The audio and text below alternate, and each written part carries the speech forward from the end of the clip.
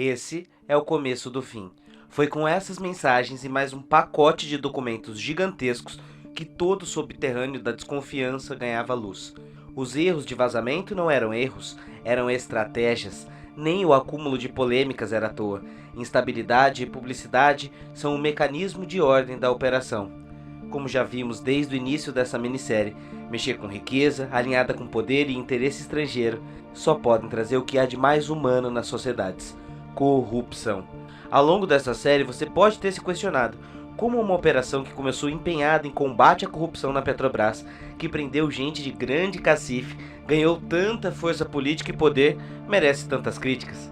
E eu lhe devolvo a pergunta: como uma operação de justiça pode ter ganhado tanta força política e poder e ter cometido tantos erros? E talvez boa parte do que estamos vivendo hoje no país seja fruto da operação. E por isso, as perguntas ainda são muitas. Como um ministro que foi construído com uma imagem de juiz imparcial, herói e salvador da pátria, interfere abertamente tantas vezes num grupo com procuradores e investigadores? Quem é Carlos Ucoloto? E Marlos Arnes? E Tacla Duran, você já ouviu falar? O que é a Fundação Lava Jato? E qual foi o impacto da Vaza Jato? É verdade mesmo que os Estados Unidos estão envolvidos na operação brasileira? Quem ganhou no final das contas?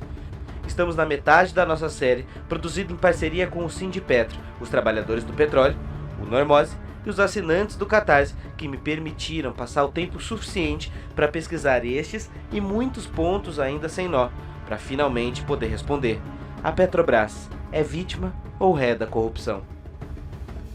No último capítulo, já vimos o modus operandi da Lava Jato: vazamentos e operações na linha da legalidade. Agora, e se de repente o feitiço virasse contra o feiticeiro? Esta parece ser a estratégia do advogado Rodrigo Tacla Duran, personagem poderoso da história porque é simplesmente ex-advogado da empresa Odebrecht, e que agora parece ter decidido usar vazamentos e depoimentos seletivos para expor o que ele julga erros da Operação Lava Jato, salvando assim sua própria pele. Claro, vale aqui a ressalva: Tacla Duran não é nenhum santo e nem a Virgem Imaculada. Aliás, nesta altura do campeonato, no terceiro episódio, acho que já deu para perceber que nenhum envolvido até aqui é santo, não é? Se até o inocente e o julgador são malandros, é melhor não botar a mão no fogo por nenhum. Mas como diria Milor Fernandes, o poder é o camaleão ao contrário. Todos tomam a sua cor. Rodrigo era advogado da Odebrecht de 2011 a 2016 e, segundo a denúncia da Lava Jato, teria atuado no Departamento de Operações Estruturadas da empreiteira, que foi identificada pelos delatores e investigadores como Departamento de Propina. Em junho de 2016, Tacla contrata o advogado Marlos Arnes e vai aos Estados Unidos prestar depoimento a autoridades americanas como um colaborador contra a empresa Petrobras. Em novembro do mesmo ano, ou seja, alguns meses depois, aqui no Brasil, é deflagrada a Operação Dragão, um braço auxiliar da Lava Jato que tem como principal alvo Tacla Duran. Segundo a Força Tarefa, Tacla foi apontado como coordenador das propinas em cartel. A função dele seria produzir dinheiro em espécie para pagamento de propina a agentes públicos. Tacla, no entanto, não é encontrado no Brasil porque estaria justamente colaborando com a Justiça dos Estados Unidos. Seu nome passa então para a lista de fugitivos da Interpol, a pedido do próprio Sérgio Moro. Mas as autoridades dos Estados Unidos se recusaram a cumprir o mandado de prisão em cumprimento ao acordo que Tacla tinha feito com a Justiça.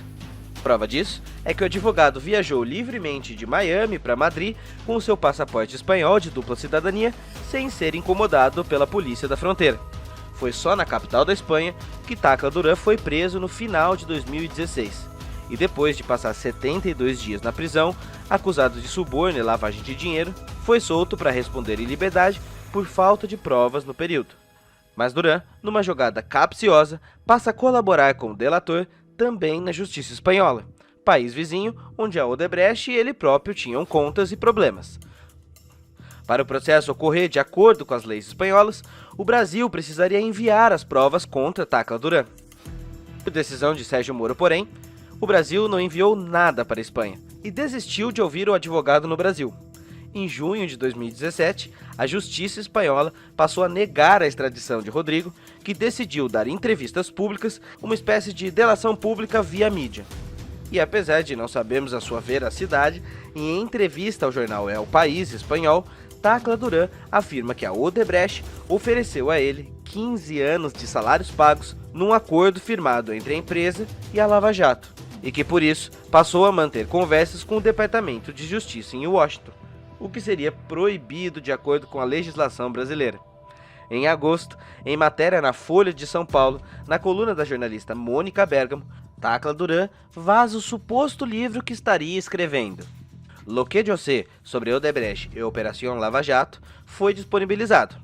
Isso foi o suficiente para que a imprensa toda repercutisse a matéria e Duran acabasse convocado para depor na CPI do Congresso. E foi ali que as primeiras bombas mais sérias apareceram.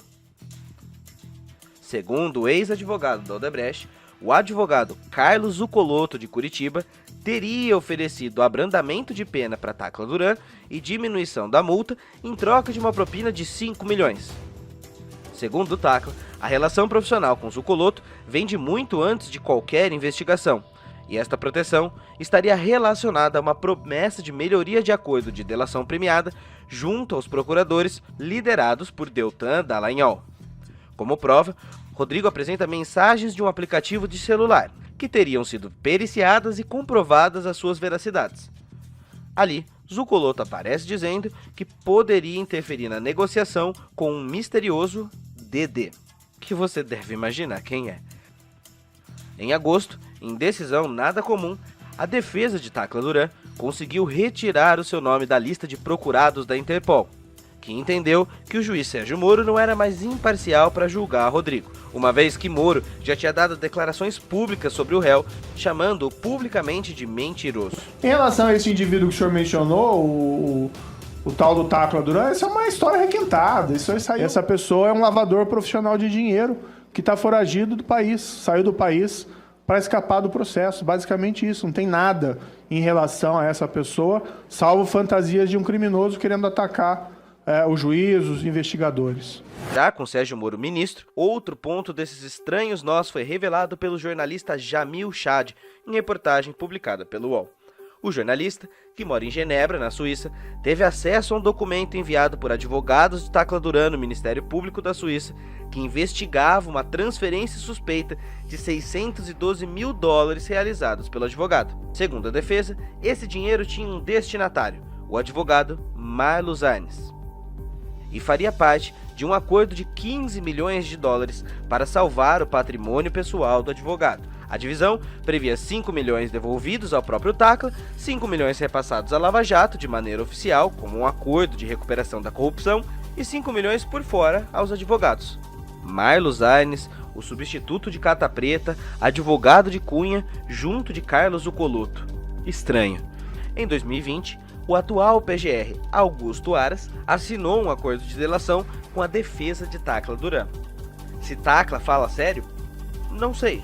É difícil dizer com as provas que temos, mas o fato de se autoincriminar para provar um ponto talvez pese ao seu favor, mas não quer dizer prova cabal de nada.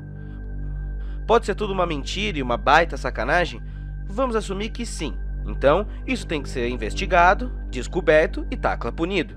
Mas olha só que interessante, quando a Lava Jato se defende, ela diz que Tacla Duran é um criminoso, um doleiro e que por isso não merece ser ouvido. Mas espera aí, não é esse o princípio da delação premiada? Ouvir criminosos dispostos a colaborar? Se Tacla Duran é um criminoso, por que Paulo Roberto Costa foi ouvido? Por que os 3% foram aceitos? O que define qual criminoso merece ser ouvido e qual não? De onde vem a base moral de qual acordo vale e qual não vale na Lava Jato? Dos próprios procuradores? Do juiz? Dos Estados Unidos? Em qualquer lugar do mundo, isso seria um escândalo. Agora, fica a pergunta, como é que alguém afamado por estar colocando o Brasil a limpo se recusou a ouvir o ex-advogado da grande empresa Odebrecht e analisar as provas que ele queria apresentar à justiça? Não faz sentido. É estranho e não congruente com o Moro herói da moral e dos bons costumes, como foi apresentado à população. Se tudo não passaria de uma armação, porque o maior interessado em esclarecer tudo isso e garantir a sua credibilidade continua ignorando o caso. E talvez você esteja se perguntando, ok, então quem é esse tal Carlos Zuccolotto e qual a sua ligação nisso tudo? Carlos Zuccolotto é advogado em Curitiba e ficou conhecido na mídia por ser amigo de Moro. Isso porque foi padrinho de casamento de Moro e tem ligações de trabalho estreitas com Rosângela, a esposa do ex-ministro e ex-juiz. Eu acho que é o único amigo do Moro, né? Quando você olha as fotos do Moro, o único momento que ele está relaxado é quando está com o Carlos Zuccolotto ou com a mãe do Carlos Zuccolotto, né? O Moro é um sujeito muito fechado, muito travado, que quando você vê as fotos dele, o único momento que ele se mostra relaxado é quando está ao lado do Zuccolotto, da mãe do Zuccolotto. Então, o Moro é um tipo psicológico, é que precisa ser melhor analisado depois, né? E ele, o lado pragmático da família é a esposa. Ele era um cara inibido, tímido, obcecado no trabalho, e a esposa que fazia toda a parte de negócios. Zuccolotto e Rosângela já foram ex-sócios no escritório, aberto para gerir eventos, palestras e aparições do ex-juiz Estrela. Localizado em Curitiba, na rua Nilo Peçanha 897, ali funcionariam 3 empresas: a HZM2 Cursos e Palestras, a Zuccolotto Sociedade de Advogados e o escritório de advocacia Vicente e Paula Santos Advogados Associados. Moro confirma que sua esposa participou de um escritório com o amigo Zuccolotto, mas, segundo ele, abre aspas, sem comunhão de trabalho ou de honorários. Mas o buraco não para por aí. Zuccolotto acabou também renunciando ao mandato para representar o procurador Carlos Fernandes dos Santos Lima, um dos mais famosos da Operação Lava Jato. Diz Carlos Fernando que Zuccolotto não tem relação consigo e que, na verdade, Vicente Paula Santos é que é seu advogado. Agora me responda, uma cidade do tamanho de Curitiba só tem um endereço de advocacia? O melhor amigo de Moro, seu padrinho de casamento e sócio de sua mulher, é representante do número 2 da Força Tarefa? Acontece. Olha só, não há nenhum crime nisso, é verdade, mas é no mínimo uma situação com cheiro de jeitinho brasileiro, não é mesmo? Já Marlos Arnes de Oliveira, o outro acusado por Tacla Duran, vem de uma família tradicional de figuras públicas. É sobrinho neto do arcebispo de São Paulo, Dom Paulo Evaristo Arnes, e sobrinho do ex-vice-governador paranaense, Flávio Arnes. Segundo a Folha, Arnes era um crítico ferrenho da delação premiada. Depois, passou a ser classificado como especialista em delações e pegou casos de grande porte no país. Por um tempo, seu escritório passou a convidar empresas e pessoas com risco de prisão para preparar delações antes mesmo de qualquer denúncia, o que era classificado como trabalho preventivo, segundo o jornal É o País. A ideia era beneficiar aqueles que cometeram crimes e querem se precaver e receber orientações sobre o posicionamento perante a justiça. Começa a perceber a criação de uma espécie de indústria da delação? Parece um excelente negócio, não? Você tem um conjunto muito grande de suspeitas aí que, por conta aí dessa maneira como se desenhou a indústria da delação. Aí entramos em mais uma família político-histórica do Paraná, do poder, que é ligada também à Igreja Católica. Também houve quadros do alto clero até progressistas durante a ditadura, o Dom Evaristo Arnes, mas é uma grande família política aqui de Santa Catarina, do Paraná, família Arnes. E aí o senador Flávio Arnes, também que já foi um homem que atravessou vários partidos políticos, e Marlos de Oliveira Arnes, que também é um advogado, sobrinho do senador Arnes, que também tem um papel importantíssimo. Marlos também é filho de um membro do Ministério Público. Antes de alçar a este patamar, porém, Marlos já gerava polêmica em seus trabalhos. Ainda em 2012, tanto muito tempo antes da Lava Jato, trabalhou na Copel, a Companhia de Energia do Estado, e pouco tempo depois, na Sanepar, a Companhia de Saneamento do Estado. Em 2015, notícias públicas mostram que Marlos Arnes trabalhou no setor público quando seu tio Flávio, que era um dos grandes entusiastas sérios da APAI, o indicou como advogado da instituição. Nas APAIs, Marlos trabalhou no setor jurídico da federação. E sabe quem foi a procuradora e diretora jurídica da APAI no Paraná nesse período? Rosângela Wolff Moro. O vínculo não termina por aí. Segundo o jornalista Luiz Nassif, o irmão de Marlos, Henrique Arnes, é dono de um curso renomado e respeitado de especialidade em Direito no Estado, o curso Luiz Carlos, criado pelo pai em 1983. Em outubro de 17, o curso Luiz Carlos lançou um módulo de Direito Penal Econômico com professores convidados.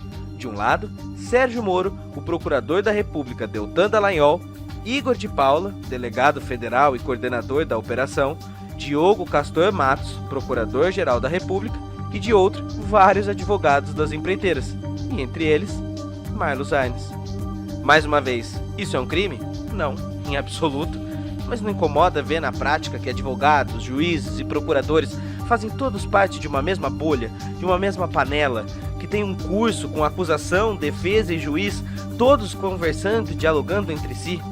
Pode não ser nada, mas não parece inevitável que um confronto de interesses ocorra, hora ou outra? Do ponto de vista ético e moral, já deveria haver um impedimento o fato de um advogado ser irmão ou também, caso ser a esposa, de um membro do sistema judicial.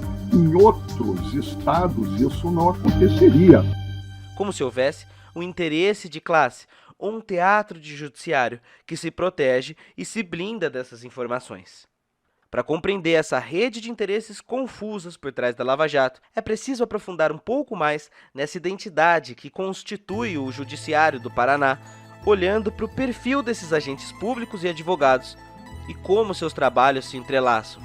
Para isso, o artigo A Guerra de Todos contra Todos e a Lava Jato, de organização do professor Dr. Eduardo Costa Pinto, do Instituto de Economia da UFRJ e professores convidados, aponta o seguinte: os membros da Lava Jato, sejam eles juízes, procuradores e delegados federais, são funcionários públicos e, por isso, têm como dever o combate à corrupção quando esta é descoberta por meio do devido processo legal.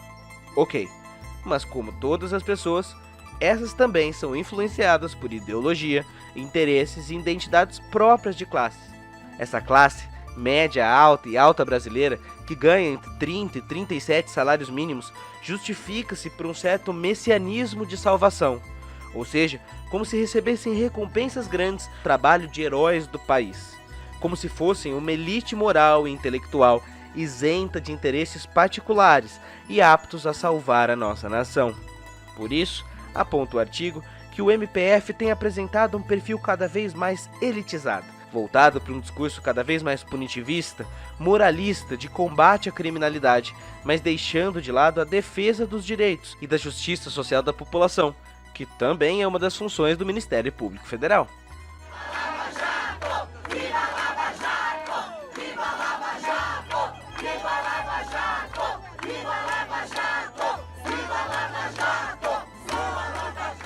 Esse ufanismo messiânico de salvar a pátria não é novo no nosso Brasil e já foi muito marcante lá na década de 20 do século passado.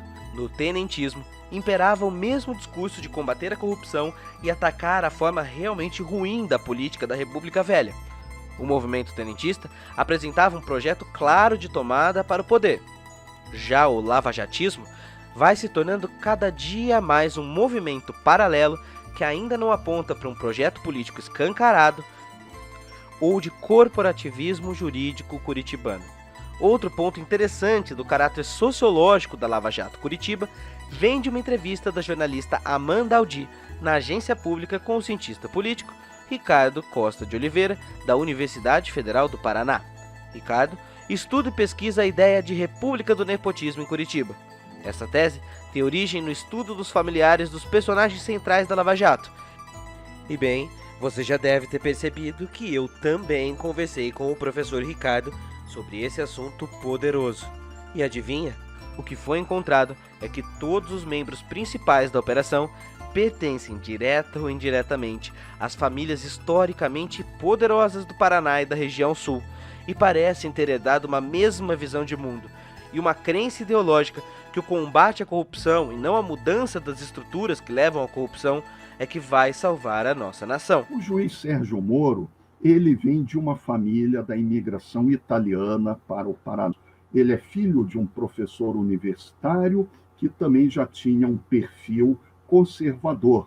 E o dado também, quando a gente vê a rede familiar da família Moro, eles também têm um desembargador no Paraná, que era primo do pai do juiz Sérgio Moro, o desembargador Hildebrando Moro, que também é nome de fórum, qualquer advogado, qualquer operador do direito sabe a diferença que faz num tribunal de justiça quando o advogado ou escritório de advocacia, quase todos os escritórios de advocacia são familiares, tem algum parente desembargador. Isso mostra, então, que é uma família que nós devemos traçar a biografia desde os primeiros estágios do juiz Moro em Maringá, depois em Curitiba, as conexões também dentro do Poder Judiciário.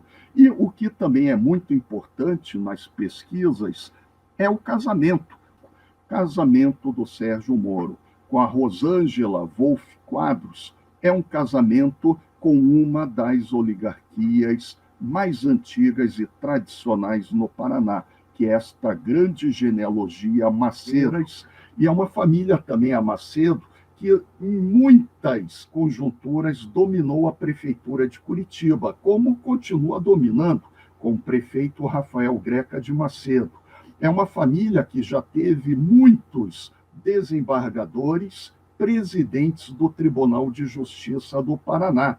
Uma família, mas também este outro importante ator do Ministério Público, o Deltan Dallagnol, que também é um jovem, não é? Que é filho de outro membro do Ministério Público, como a gente pode observar, não é? O pai do Deltan Dallagnol era, não é, também o Agenor Dallagnol, que inclusive era o advogado pessoal dele quando fez o concurso, e havia a restrição de que deveria haver alguns anos de experiência, mas devido a essa conexão jurídica, ele conseguiu superar o problema. O pai dele, um advogado que era o procurador Agenor Dallagnol. Então é também a judiciário no Paraná e no Brasil. A justiça ela é feita por unidades político-familiares, uma vez que cada magistrado, muitas vezes ele vem de famílias que já estão no Poder Judiciário, no Ministério Público,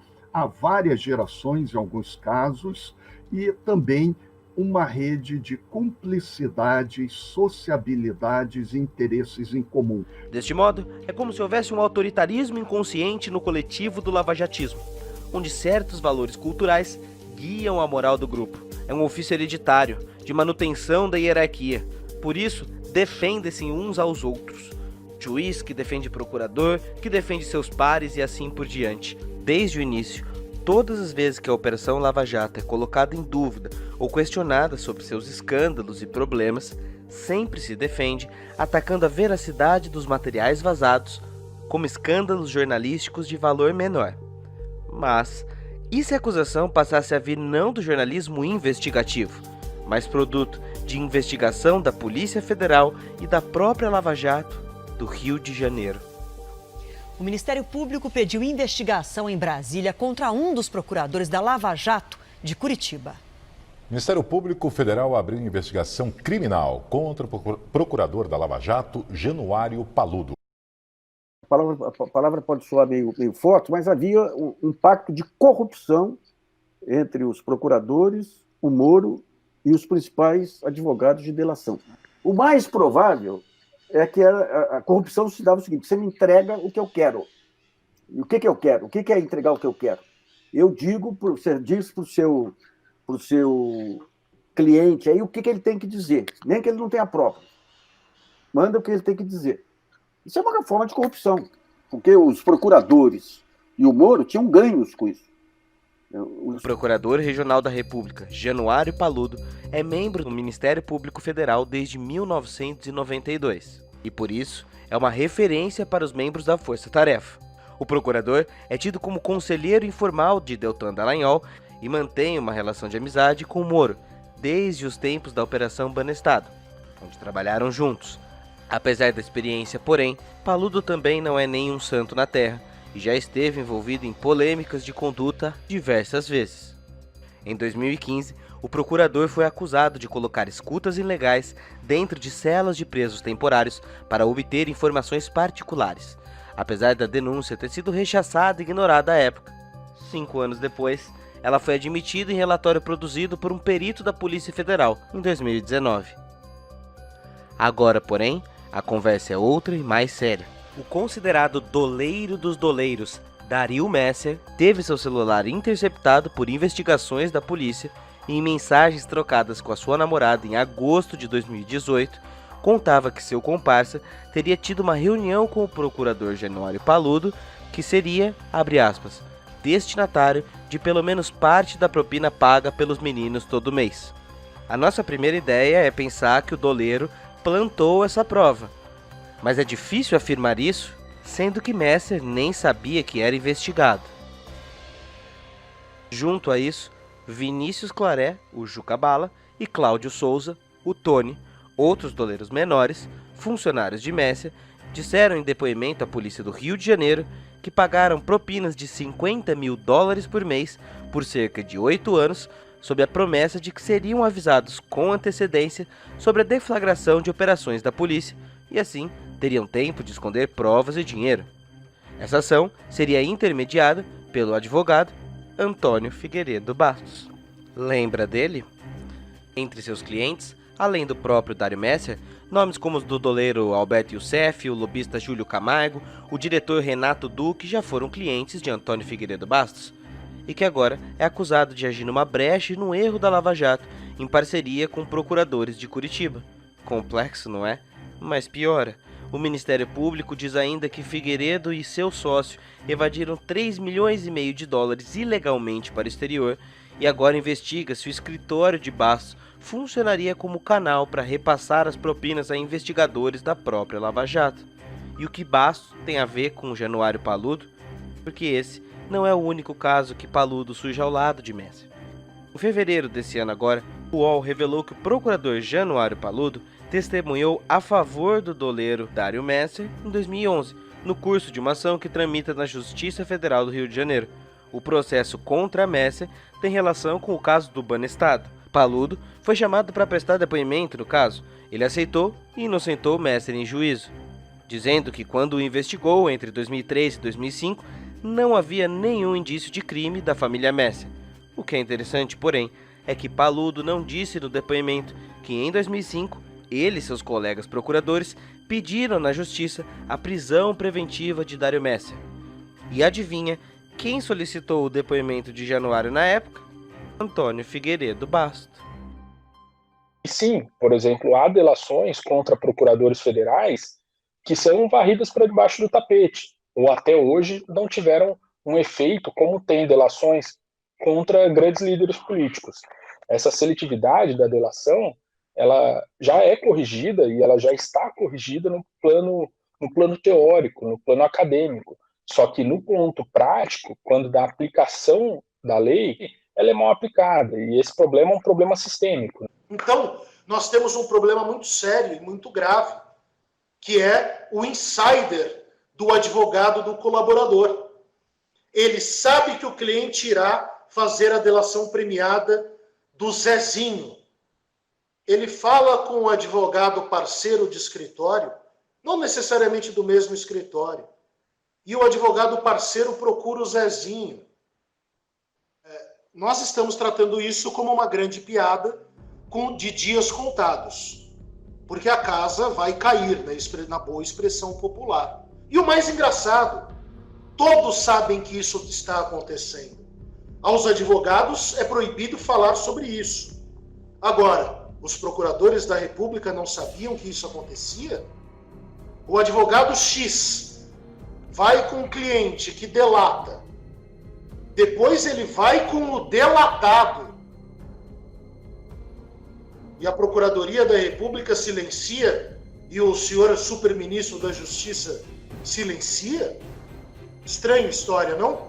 Esse caso é tão delicado que pela primeira vez um procurador da Lava Jato está sendo investigado criminalmente. Segundo o jornal Valor, Januário é alvo de investigação penal do Superior Tribunal de Justiça. E quem é que foi o juiz da Banestado mesmo? Sérgio Moro? E essa foi uma operação centrada em quem mesmo? Alberto Youssef. Mas nós vamos falar disso ainda mais pra frente, porque o fato é que o procurador defende-se processando o jornal Valor. e exigindo que apaguem a notícia sobre suas investigações até que a sentença final seja divulgada. A Lava Jato, enquanto instituição, também desmente tudo e diz que as acusações contra Januário vêm de depoimentos de doleiros e que não tem valor ouvir criminosos. Começa a perceber o problema? O Instituto da Delação trava o processo todo. Qual criminoso merece ser ouvido? Qual criminoso será chamado de criminoso? Só aquele que interessa a narrativa? De um lado, os delatores ganham poder com as suas acusações, podendo inclusive fazer acusações falsas, como essa, não sabemos. É como se o criminoso passasse a ter controle do processo. Do outro lado, o Ministério Público e a Polícia Federal fecham um acordo a qualquer tempo, de qualquer maneira, e podem também definir narrativa usando o delator apenas como instrumento para comprovar convicção de fatos, quando os interessa. Toda vez que um membro da Lava Jato é colocado em suspeita, a defesa é a mesma, dizer que o acusador é um criminoso, como se os críticos da operação fossem defensores de bandido. A pergunta agora é: quem julga os julgadores? Ele já praticava isso antes da Lava Jato. Deixa o cara preso lá 2 meses, 3 meses, 4 meses. Ameaça a família dele, ameaça prender a mulher, ameaça prender filhos, até que ele abre o bico. A Petrobras erra, Paulo Roberto erra, os delatores erram, só a força-tarefa que não tem erros está acima de tudo e de todos? Será então que este é o modus operandi contra a corrupção do grupo autoproclamado Filhos de Januário e que foi descoberto durante a Vaza Jato? Sou editor executivo jornalista, editor executivo do jornal digital ou site, ou como vocês queiram chamar, chamado Intercept, que publicou, a partir de junho de 2019, as conversas conhecidas como Vaza Jato, né? E eu acabei sendo, enfim, coordenador dessa, como editor executivo da redação, né? Acabei também sendo um dos líderes dessa cobertura e um dos repórteres, editores também. O maior abalo da credibilidade da Lava Jato, porém, só ganhou os holofotes no ano de 2019, depois que o site The Intercept Brasil revelou uma série de diálogos de bastidores da operação que alterou a percepção pública da sociedade sobre a Lava Jato. Era o início da série de reportagens conhecidas como Vaza Jato. Agora à noite, o site Intercept divulgou trechos de mensagens atribuídas a procuradores da Força Tarefa da Lava Jato em Curitiba e ao então juiz Sérgio Moro, atual ministro da Justiça. A divulgação de mensagens atribuídas a procuradores da Força Tarefa da Lava Jato. As falas atribuídas a eles foram apresentadas pelo site Intercept. After the Intercept revealed that the judge who helped jail former Brazilian president. The Intercept revelou documentos que comprueban papel político de Lava Jato. O The Intercept Brasil afirma que reproduziu as falas de forma literal, sem correções gramaticais. Reportagens publicadas no Intercept Brasil reproduzem dezenas de mensagens trocadas entre Sérgio Moro e a equipa de 13 procuradores. Nas conversas principais via Telegram, Sérgio Moro, o juiz, Deltan Dallagnol, o procurador, e diversos outros agentes públicos da Força Tarefa conversavam abertamente sobre estratégias, e o trabalho conjunto entre juiz, procuradores e investigadores vai ficando claro. A Vaza Jato mereceria um documentário à parte, devido à quantidade de escândalos que revelou de uma só vez. Foram 108 reportagens até hoje. Mas em resumo, o que era desconfiança virou verdade. Sérgio Moro participava de pelo menos 4 grupos no Telegram, onde comentava notícias públicas com os procuradores, trocava ordens e estratégias com Dallagnol e aconselhava quando efetuar prisões ou novas operações para alimentar o sentimento lavajatista através da mídia. E o nome do grupo onde tudo isso ocorria? Filhos de Januário. Se você não entende a gravidade disso, é como se uma partida de futebol tivesse o árbitro conversando com o técnico de um dos times sobre estratégias do jogo e quais as melhores maneiras para cometer faltas combinadas. Tudo isso avisando o narrador da partida. Se você fosse acusado de um crime, gostaria de saber que o juiz, o acusador e os jornais da cidade são amigos e donos de um mesmo teatro? Vamos colocar uma coisa muito clara, né? Que se ouve muito por aí, que é a estratégia de investigação do juiz Moro. Eu falo assim, a culpa é toda no Ministério Público e da Polícia Federal e dos órgãos auxiliares, porque não tem estratégia de investigação nenhuma. Quem investiga ou quem decide que vai fazer e tal é o Ministério Público e a polícia. O juiz ele é reativo. Tem gente que fala O juiz normalmente deve cultivar essas virtudes passivas, tá? E eu até me irrito, às vezes vejo crítica um pouco infundada ao meu trabalho, dizendo que sou um juiz investigador, né? Poxa, eu coloco assim, então identifique lá nos meus atos judiciais um ato que eu determinei a produção de alguma prova de ofício, sem provocação. No máximo, juntada de documento, eventualmente oitiva de uma testemunha, né? Dentro desse rol enorme de casos criminais, é praticamente nada. Basicamente fez o que todo jornalista faria, assim, primeiro identificar se ele é autêntico, né? A nossa grande dúvida era essa, assim. E aí, enfim, a gente fez vários procedimentos para identificar a autenticidade, né? A gente até publicou já sobre isso algumas coisas, mas basicamente você identifica metadados dos materiais, né? Para ver o que tem ali que possa te dar indício de autenticidade. E procuramos nossos próprios nomes no arquivo, que é uma coisa que a gente fez também, né? Então encontramos eventualmente conversas que nos citavam, ou eventualmente conversas de repórteres com procuradores, né? Que eram privadas, e aí a gente acabou comparando isso com as conversas que estavam nos celulares dos jornalistas que a gente acessou, e eram idênticas, né? Então você vai fazendo uma série de procedimentos, né? Consulta fontes externas, consulta o que estava acontecendo na operação naquele momento e tal, para identificar a autenticidade. Feito isso, a gente começou a pesquisar. Basicamente isso, pesquisar. Depois que o Intercept divulgou suas primeiras matérias, outros jornalistas e grandes veículos da mídia também tiveram acesso ao banco de dados de mensagens e, após atestarem a veracidade, passaram a produzir matérias sobre o caso Vaza Jato. Entre eles, Folha de São Paulo, O País, Band News FM, o BuzzFeed News, a Agência Pública, o UOL e até a Veja. Eu fiquei realmente muito triste quando eu fui, não foram se as mensagens foram verdadeiras, registros, com tudo aquilo, porque realmente o juiz Sérgio Moro violou o Código de Processo Penal, o artigo 254, inciso 4, a conversa entre as partes ela se dá no interior do processo, de forma pública, transparente, né? Não pode orientar investigações, não pode produzir provas, juiz não faz isso, não pode, né? Então aqueles contatos foram absolutamente indevidos. Se isso ocorreu, aí não dá.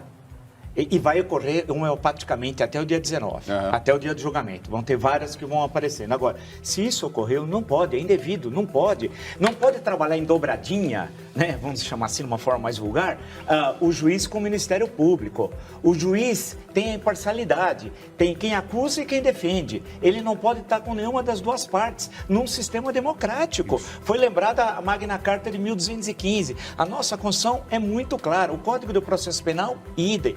Então é preocupante que isso tenha ocorrido. Em sua defesa, o agora ex-juiz e ex-ministro Sérgio Moro sempre adota uma posição ambígua. Às vezes, diz não reconhecer as mensagens. Às vezes, afirma que elas não têm nada demais, ou que as conversas com os procuradores foram, abre aspas, um mero descuido. Nas conversas, descobrimos também alguns grupos com integrantes da Lava Jato criticando o juiz Moro por decidir integrar o governo Bolsonaro e demonstrando preocupação com os impactos dessa aproximação entre os dois. Em um dos grupos, a procuradora da República, Janice Ascari, escreveu, segundo o Intercept, que Moro se perdeu na vaidade, o que era uma pena, segundo ela. Já a procuradora Isabel Groba, da Força Tarefa em Curitiba, escreveu que seria, abre aspas, o fim Moro se encontrar com Bolsonaro e na próxima semana interrogar Lula. Já a procuradora Laura Tesler enviou, abre aspas, pelo amor de Deus, alguém fala pro Moro não ir encontrar o Bolsonaro. Em resposta, o procurador João Carlos de Carvalho enviou, abre aspas, ele se perdeu e pode levar toda a Lava Jato junto. O midiático é aquela coisa, cara, quando você não tem como atacar a mensagem, você ataca o mensageiro. Isso é mais velho que andar para frente, né? E não foi diferente do que a Lava Jato fez, né? O curioso é que nos primeiros dias eles estavam tão baratinados, porque nunca tinham sido atacados desse jeito, ou se sentiram atacados, né? Que eles confirmaram as conversas, na verdade, né? É só pegar as primeiras declarações do Moro e a própria primeira nota do MPF. Lê a primeira nota lá, você vai ver. Eles não botam em dúvida as conversas. Eles falam, inclusive, os celulares foram invadidos e tal, então eles confirmam. Se a tese é essa, de que os celulares foram invadidos e tal, não sei o quê, Então eles confirmam, e o próprio Moro no começo falou, não vejo nada demais nos diálogos. Bom, quem não vê nada demais, então tá dizendo que fez, né? Ué. Liso como as plumas de um marreco, o ex-ministro consegue gerar mais atenção para a provável fonte do vazamento, os tais hackers de Araraquara, do que para o problema das mensagens em si, ardiloso. E o pior é saber que funciona. Manifestantes foram às ruas ontem, domingo, em atos de apoio ao ministro da Justiça e Segurança Pública, Sérgio Moro, à Operação Lava Jato e também ao governo do presidente Jair Bolsonaro. As manifestações foram convocadas depois que o site da Intercept Brasil divulgou supostas mensagens trocadas pelo ministro da Justiça, Sérgio Moro, e procuradores da Força Tarefa da Operação Lava Jato. O grupo quer mostrar que permanece apoiando o ex-juiz. Isso da Intercept não interferiu em nada. Nós acreditamos no Sérgio Moro. Cara, imagina se alguém publica um monte de diálogo, se alguém publica 100 matérias, 100 reportagens sobre você, com um monte de diálogos seus com outras pessoas, e em nenhum momento você aponta um diálogo que é falso. Nenhum momento eles fizeram isso. Nenhum momento. Essa frase aqui eu nunca disse. Isso aqui é falso. Zero. Entendeu? Então, né? Mais do que óbvio que não tinha como eles atacarem o conteúdo.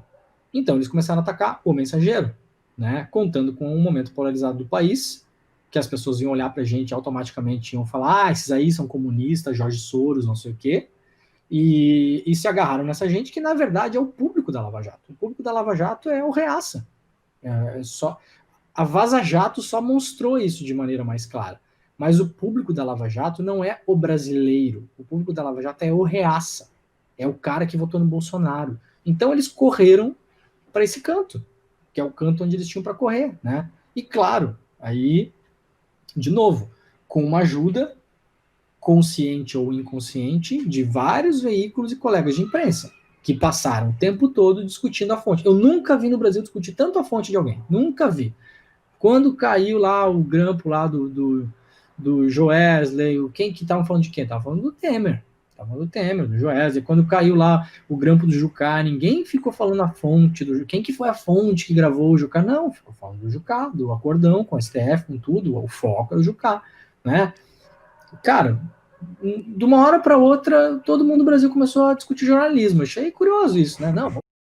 Apesar de ter manchado bastante a credibilidade da Lava Jato, a Vaza Jato não foi o bastante para afindar com a credibilidade de Sérgio Moro. Segundo uma pesquisa da XP, realizada entre 9 e 11 de outubro de 2019, portanto poucos meses depois das reportagens, a maioria da população no período, 77%, diz ter tomado conhecimento do episódio. No entanto, 44% das pessoas ainda acham que a Lava Jato não cometeu nenhum excesso até aqui. Outros 14% viram excessos, mas acham que vale a pena. Apenas 30% das pessoas no período avaliam que os excessos eram sérios e que as decisões precisavam ser revistas. Isso evidencia a ideia de que a Lava Jato é um lavajatismo e vem se constituindo como uma ideologia, um partido ou um poder à parte. Sérgio Moro ainda mantém popularidade e parece se projetar para 2022. Com um discurso de campanha previsível, o lavajatismo apostou em Bolsonaro, mas se decepcionou. Para continuar combatendo, entre aspas, a corrupção, vote em Moro para salvar a nação. Claro, ainda é cedo para afirmar com toda certeza que Moro será candidato em 2022, mas todos os sinais estão aí e o modo como o ex-ministro, ex-juiz vem agindo não dá muito espaços para pensar outras coisas. Ele nega, mas acho que a essa altura do campeonato, não sei se a palavra de Moro ainda tem muito valor. Ninguém que chega em ano eleitoral que tem 15, 20% de chance não vai, né? Tem que ver como ele vai chegar até lá. Até porque, além dele, Deltan Dallagnol parece se colocar cada vez mais em posição de político e não de procurador. Na Vaza Jato, descobrimos quais são as verdadeiras intenções de Deltan Dallagnol. Como muitos de nós, Deltan mantinha um grupo de conversas no WhatsApp consigo mesmo e mandava mensagens de apoio para si próprio. Numa das digressões, Deltan aposta numa vaga no Senado, pois seria, segundo ele, facilmente eleito. Diz Deltan: tenho apenas 37 anos. A terceira tentação de Jesus no deserto foi um atalho para o reinado. Apesar de 2022 ter renovação de uma vaga e ela ser de Álvaro Dias, se for para ser, será. Escreveu ele em 29 de janeiro de 2018, numa longa mensagem enviada para ele mesmo.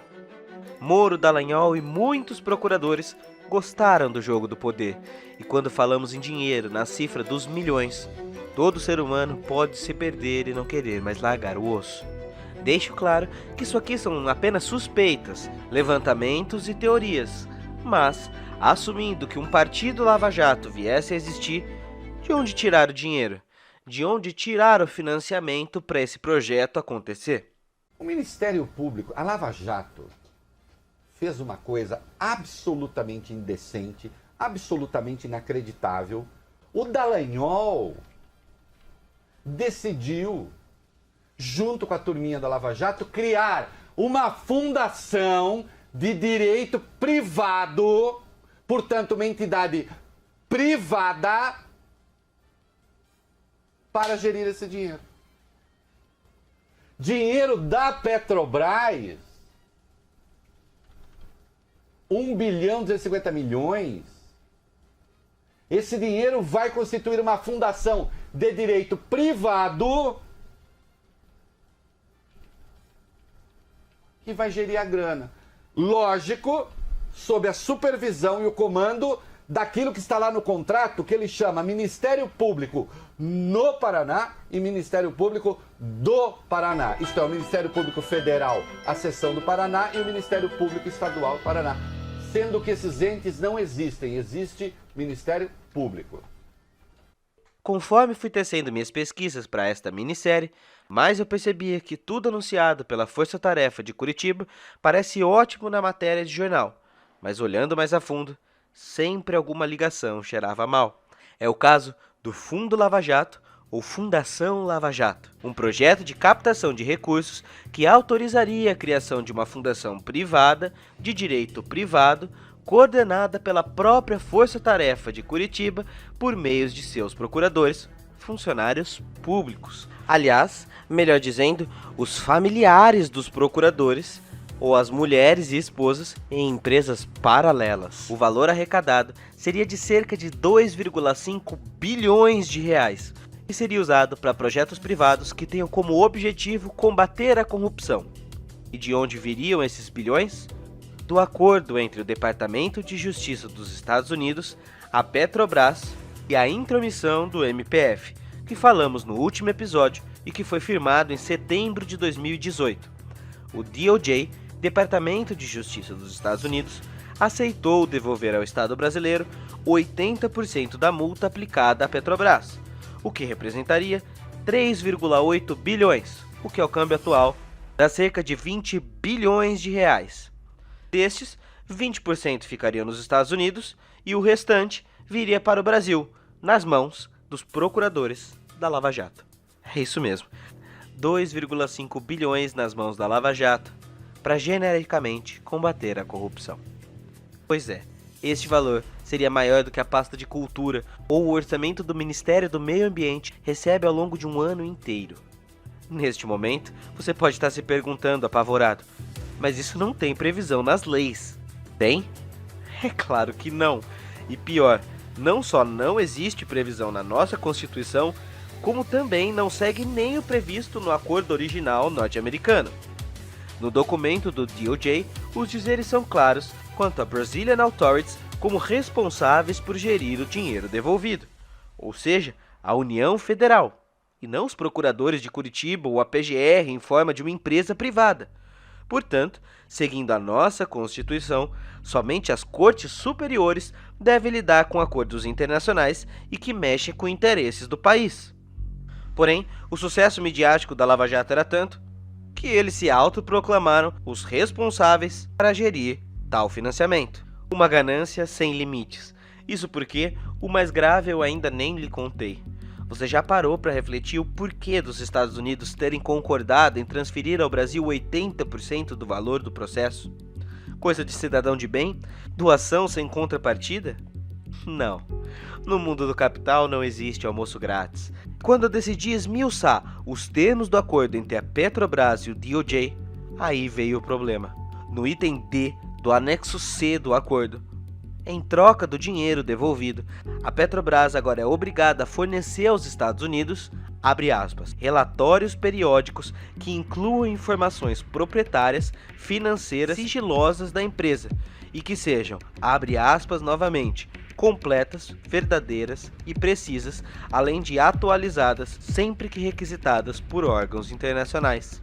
E caso o acordo entre a Petrobras e os Estados Unidos não seja cumprido, 100% do valor volta ao governo norte-americano. It is hard to imagine a better cooperative relationship in recent history than the one that we have between the United States Department of Justice and Brazil.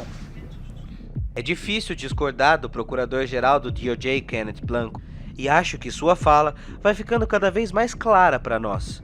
Ao que tudo indica, a Lava Jato vai se tornando um instrumento indireto para o governo e empresas dos Estados Unidos obterem informações sobre negócios da Petrobras. Soft Power. Quanto mais o Estado brasileiro descobrir corrupções, mais a Lava Jato arrecadaria dinheiro e mais os departamentos de justiça dos Estados Unidos ganhariam informações da Petrobras a serem usadas como bem entenderem. Então sim, os valores pagos pela Petrobras mostram que a vítima está pagando por ter sido vítima de um crime. É isso mesmo.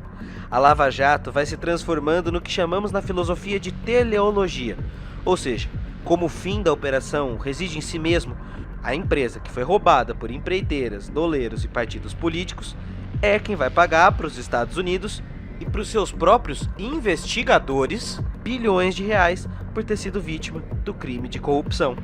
Isso faz algum sentido para o interesse nacional? Se considerarmos que a Lava Jato foi a operação que ganhou o poder que ganhou por revelar pessoas que faziam malfeitos à Petrobras, desviando dinheiro dela para os seus próprios interesses, a Fundação Lava Jato também não é exatamente a mesma coisa, com sinais opostos? Para quem o judiciário brasileiro está trabalhando? Para o Brasil? Ou para órgãos estrangeiros?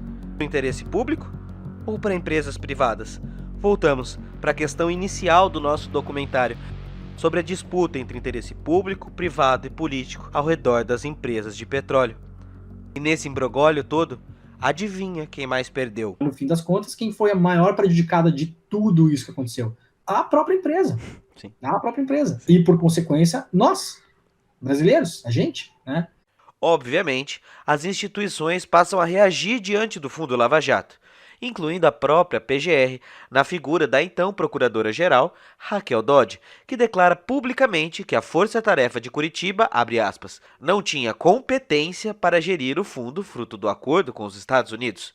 Diz respeito a um dinheiro de uma sociedade de economia mista, em que a União é a titular, e para a constituição de um fundo privado. Não interessa ao Estado, não interessa à sociedade, não interessa ao contribuinte, não interessa ao jurisdicionado. Isso acaba saindo caro em termos de administração. O reparo deve ocorrer considerados os prejudicados. E o Ministério Público não foi prejudicado. Em março de 2019, o ministro do Supremo Tribunal Federal, Alexandre de Moraes, argumenta que a Fundação Lava Jato não tem nenhuma base jurídica para gerir o dinheiro e determina o imediato bloqueio de todos os valores depositados pela Petrobras para a Lava Jato. Este valor ficou congelado até o mês de setembro do ano passado, quando ficou decidido que a fortuna bilionária seria usada na criação de um fundo para a preservação da Amazônia, que sofreu recordes com o aumento das queimadas, e também para a pasta de educação. Parece algo mais justo, não? Mas não para por aí. Apesar de ter recebido dinheiro em novembro de 2019, o Ministério da Educação não chegou a usar esse valor. A ideia da pasta era investir num projeto de voucher para creches, mas como já sabemos, não faltou entraves legais nos projetos apresentados pelo ex-ministro Weintraub e sua má gestão, e o MEC não conseguiu destravar o programa. Para manter o controle desse orçamento, inclusive, Weintraub chegou a demitir o presidente do fundo, Rodrigo Sérgio Dias, que era indicado do presidente da Câmara dos Deputados, Rodrigo Maia, o que abriu uma crise entre o Ministério e a Câmara. E para resolver essa situação, o novo procurador da PGR, Augusto Aras, o substituto de Dodge, decidiu solicitar o valor para o combate à pandemia do coronavírus. Ainda assim, o STF decidiu continuar investigando os possíveis erros da Fundação Lava Jato, uma vez que limites foram extrapolados, o que evidencia a concentração de poderes da instituição Lava Jato. E hoje, o próprio Deltan Dallagnol admite que a criação do fundo com dinheiro público foi um erro estratégico. 80% do dinheiro que seria pago para os Estados Unidos, manter isso no Brasil. A gente conseguiu alcançar esse resultado de manter o dinheiro no Brasil. 80% ficou no Brasil. Mas o acordo que a gente fez acabou sendo anulado pelo Supremo, e era um acordo que previa a criação de uma fundação de interesse público que ia ser gerida pela sociedade e administrar esses recursos para necessidades sociais as mais diversas. Tinha uma série de mecanismos de compliance, a gente buscou absorver as melhores práticas e experiências a partir do estudo que estava sendo desenvolvido pela Fundação Getúlio Vargas. Agora, esse acordo até hoje não foi bem compreendido e ele gerou muitas críticas. Então, olhando para trás, com um privilégio de visão retrospectiva, ainda que naquele momento aquela tenha nos parecido a melhor solução, olhando para trás não foi boa. Não foi boa, acabou sendo como uma brecha ou uma cunha para se criticar a Lava Jato, para existirem ataques à Lava Jato.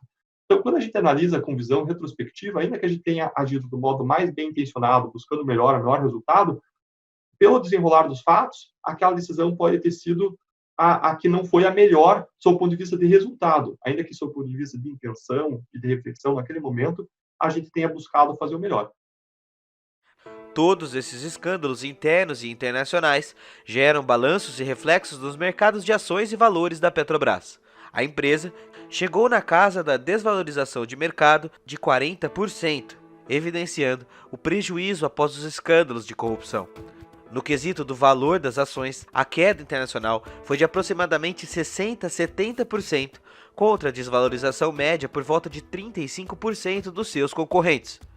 Portanto, aquela liderança que atingimos nos anos iniciais do pré-sal e que vimos lá no primeiro episódio, foi perdida para os mercados estrangeiros. O prejuízo alargou o programa de demissões e desinvestimentos da empresa, tem afetado constantemente o mercado nacional. Ainda que a empresa, de fato, nunca esteve próxima ao risco de falência estatal, como foi amplamente divulgado pela grande mídia. Pelo contrário, olhando para o fluxo de caixa da Petrobras entre 2012 e 2017, a empresa teve arrecadação estável entre 25 e 27 bilhões de dólares ano. Ou seja, talvez exista por trás dos argumentos morais de combate à corrupção e privatização da Petrobras, interesses implícitos e políticos que mexem no bolso dos mercados estrangeiros e, portanto, podem atentar contra a nossa soberania nacional em favor de ganhos exorbitantes para interesses que não são exatamente do coletivo, do povo ou do nosso país. No resto do planeta, o Brasil vira notícia sucessiva: a soltura de presos da Lava Jato por erros da operação, a fragilização da nossa democracia. Tudo isso roda pelos jornais do mundo. Em 2017, por exemplo, o jornal The Guardian publicou um artigo do jornalista Jonathan Watts com a pergunta: a Lava Jato realmente valeu a pena? Para responder isso, num mundo globalizado como o nosso, onde o fluxo de capitais navega sem fronteiras e multinacionais dominam continentes, é impossível ignorar o poder dos interesses internacionais e a influência de outros países dentro da Lava Jato. O poder da influência dos escritórios de advocacia e do Departamento de Justiça norte-americano e dos órgãos como o FBI, como o papel central da geopolítica da anticorrupção e também da Lava Jato, precisa ser aprofundado se quisermos entender o todo da operação.